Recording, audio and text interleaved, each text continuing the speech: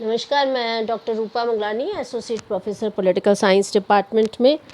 हमारा आज का टॉपिक है जापान की डाइट के दोनों सदन। तो कल हमने जापान की डाइट के बारे में पढ़ा था। हम सब जानते हैं कि डाइट जापान की संसद को कहते हैं, और कल हमने उसका स्वरूप पढ़ा, उसकी रचना पढ़ी और उसके बारे में जाना। तो आज हम देखते हैं कि जापान की डाइट के दो सदन होते हैं, एक प्रतिनिधि सदन और दूसरा जो है वो पार्षद।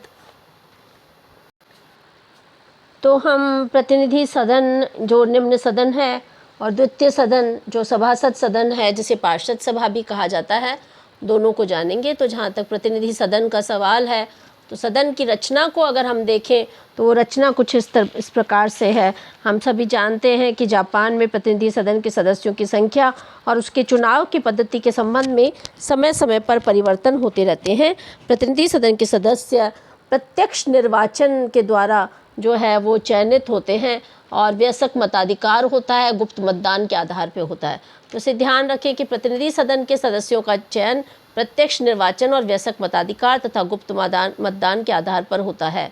प्रतिनिधि सदन के सदस्यों की संख्या कितनी है? वो है 480, जिसमें से 300 सदस्यों के चुनाव एकल सदस्य चुनाव क्षेत्र से और बहुमत प्रणाली के आधार पर होते हैं, लेकिन शेष 180 सदस्यों के चुनाव आनुपातिक प्रतिनिधित्व की सूची प्रणाली के आधार पर होते हैं।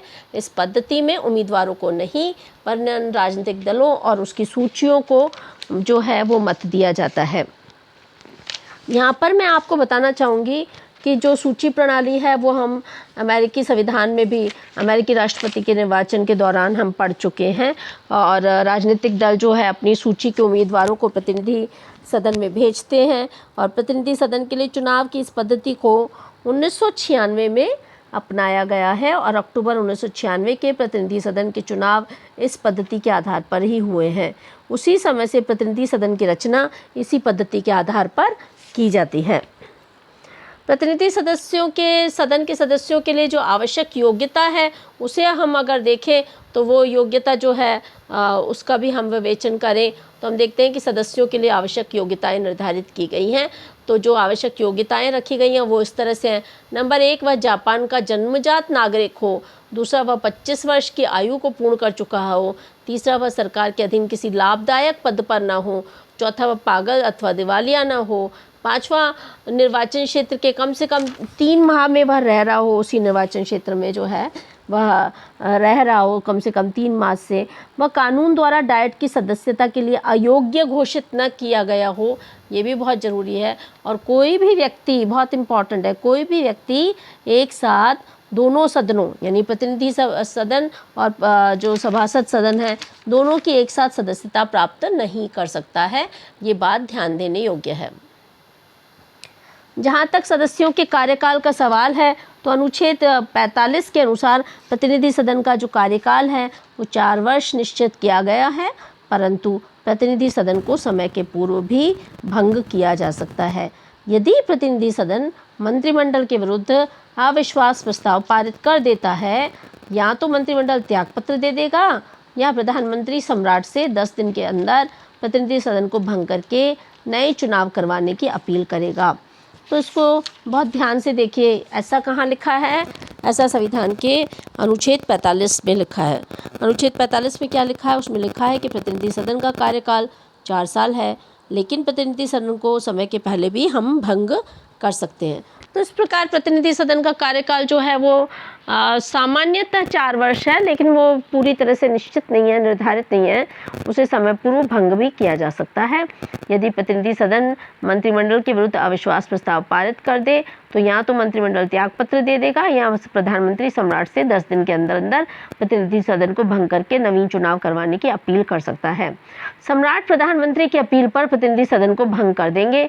यदि प्रतिनिधि सदन भंग कर दिया जाए तो भंग करने की तिथि से 40 दिन के अंदर प्रतिनिधि सदन के लिए आम चुनाव होंगे, और चुनाव संपन्न होने की तिथि से 30 दिन के अंदर डाइट अवश्य बुलाई जाएगी। ऐसा नियम निर्धारित किया गया है।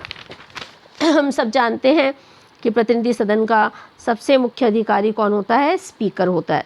जैसे भारत में लोकसभा में मुख्य अधिकारी जो है वो स्पीकर है लोकसभा का।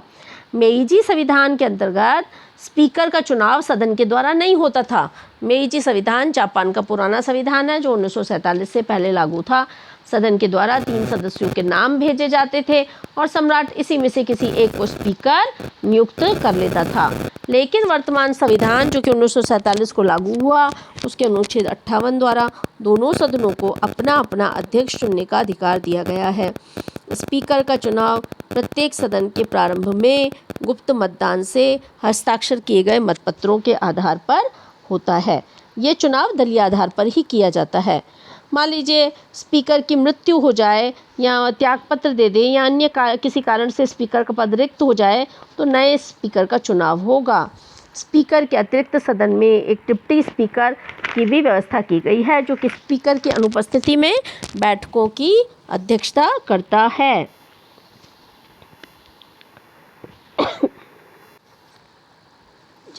जापान के सदन के स्पीकर के द्वारा जो काम किए जाते हैं वो इस प्रकार हैं। अधिवेशन आरंभ होते ही स्पीकर का पहला काम ये देखना है कि सदन में आवश्यक उपस्थिति या कोरम है या नहीं है। उपस्थिति को हम कोरम भी कहते हैं या गणापूर्ति भी कहते हैं। वह सदन की बैठकों की अध्यक्षता करता है। कौन? स्पीकर। वह सदन के कार्यों को निश्चित कार्यप्रणाली के अनुसार चलाता है और विधेयकों को संबंधित समितियों के पास भेजता है। स्पीकर का ये काम है कि वह ऐसे विधेयकों पर सदन में विचार नहीं होने दे जो सदन की निश्चित व्यवस्था के प्रतिकूल हो। बोलते समय सभी सदस्य अध्यक्ष को संबोधित करते हैं। वह सदस्यों के बोलने का क्रम निर्धारित करता है और उन्हें प्रश्न पूछने की अनुमति देता है। देखिए, जो हमारे यहाँ लोकसभा के स्पीकर का काम है, वैसे ही जापान में प्रतिनिधि सभा के जो स्पीकर का मुख्य काम है। हमारे यहाँ लोकसभा अध्यक्ष उसको नियमित करते हैं, वहाँ स्पीकर नियमित करता है। तो बोलते समय सभी सदस्य अध्यक्ष को संबोधित करते हैं, मैंने आपको बताया। स्पीकर को ये भी अधिकार है कि वह कार्यों का क्रम निर्धारित करे, पहले कौन सा कार्य पहले आएगा। विवादपूर्ण विषयों पर वो अपनी व्यवस्था भी दे सकता है। वह काम रोको प्रस्ताव प्रस्तुत करने की अनुमति देता है और उसे नियमित या अनियमित करता है। स्पीकर ही इस बात का निर्णय करता है कि किस विषय पर कितने समय तक वाद विवाद होगा और वही वाद विवाद समाप्त करने की आज्ञा भी देता है। तो इस प्रकार हमने देखा कि प्रतिनिधि सभा का बहुत ही मुख्य अधिकारी है वो स्पीकर है। दूसरा सदन जो है, तो इस प्रकार हमने देखा कि स्पीकर बहुत मुख्य अधिकारी है। दूसरा सदन सभासद सदन या पार्षद सभा है। जापान की डाइट यानी संसद का दूसरा सदन सभासद सदन अथवा पार्षद सभा है। सभासद सदन की सदस्य संख्या कितनी है? 252, जिनमें से 152 सदस्य जो है वो चुने जाते हैं। तो इस प्रकार हमने देखा कि प्रतिनिधि सभा में भी हमने उसका कंपोजिशन देखा सदस्यों का। जो 152 सदस्य चुने जाते हैं, 252 में से सभासद सदन के वो 152 सदस्य भौगोलिक आधार पर चुने जाते हैं, अर्थात उन 46 निर्वाचन क्षेत्रों जिलों में से चुने जाते हैं जिनमें देश को विभाजित किया गया। तो जापान को, पूरे जापान को कितने निर्वाचन क्षेत्रों में विभाजित किया गया? 46। इन 46 निर्वाचन क्षेत्रों में से 152 सदस्य चुन के आते हैं। ये स्थानीय प्रशासनिक क्षेत्रों में के आधार पर विभक्त किए गए हैं। अच्छा, शेष जो 100 सदस्य वो सारे राष्ट्र द्वारा आनुपातिक प्रतिनिधित्व की सूची पद्धति के आधार पर निर्वाचित किए जाते हैं। किसी एक स्थानीय प्रशासनिक क्षेत्र को मिलने वाले स्थानों की संख्या मोटे तौर पर उसकी जनसंख्या के अनुपात में 2 से लेकर 8 तक होती है। हर मतदाता को 2 मतों के प्रयोग का अधिकार होता है, एक स्थानीय निर्वाचन क्षेत्र के उम्मीदवार के लिए और दूसरा राष्ट्रीय क्षेत्र के निर्वाचन के उम्मीदवार के लिए। तो ये सवाल आता है परीक्षा में कि बताइए जापान में मतदाता कितने वोट दे सकते हैं? तो उसका उत्तर होगा कि 2 प्रकार के मत दे सकते हैं। अच्छा, फिर इसके बाद क्या होगा? सदस्यों के लिए योग्यताएं हैं। हाँ भाई, सदस्यों के लिए योग्यताएं भी है। कौन कौन सी योग्यताएं हैं अगर हम देखें तो प्रतिनिधि सभा सदन व सभासद सदन के सदस्यों की योग्यताएं समान ही हैं। अभी मैंने आपको प्रतिनिधि सदन के सदस्यों की योग्यताएं बताई। अच्छा, मैं आपको फिर से ये स्लाइड दिखा देती हूँ, है ना। ये देखिए, ये प्रतिनिधि सदन के सदस्यों के लिए आवश्यक योग्यताएं हैं। तो सभासद सदस्यों के लिए भी वो जापान का जनजाति नागरिक होना चाहिए। लेकिन यहाँ एक अंतर है, और वो अंतर क्या है? वो ये है कि प्रतिनिधि सदन के लिए उम्मीदवारों की आयु 25 साल होनी चाहिए, लेकिन सभासद के सदस्यों के लिए आयु कितनी होनी चाहिए? वो है 30 वर्ष। तो प्रतिनिधि सदन के लिए तो है 25 साल और सभासद सदन के लिए है 30 साल। तो यहाँ इस पॉइंट में एक अंतर है, बाकी तो समान है। वो सरकार के किसी दिन लाभदायक पद पर नहीं हो, सभासद सदन में भी यही है। वह पागल अथवा दिवालिया नहीं हो, वहाँ भी ये है। वह कम से कम चुनाव क्षेत्र में 3 महीने तक रहो, वहाँ भी यही है। कोई भी व्यक्ति एक साथ दोनों सदनों की सदस्यता प्राप्त नहीं कर सकता, तो प्रतिनिधि और सभासद सदन दोनों में ही ये दिया हुआ है। तो इस प्रकार प्रतिनिधि सदन और सभासद सदन दोनों में ही केवल आयु का अंतर है।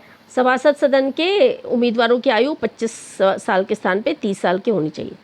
जहाँ तक कार्यकाल का सवाल है, तो सभासद सदन एक अस्थायी सदन है जिसका पूर्ण रूप से कभी भी विघटन नहीं होता।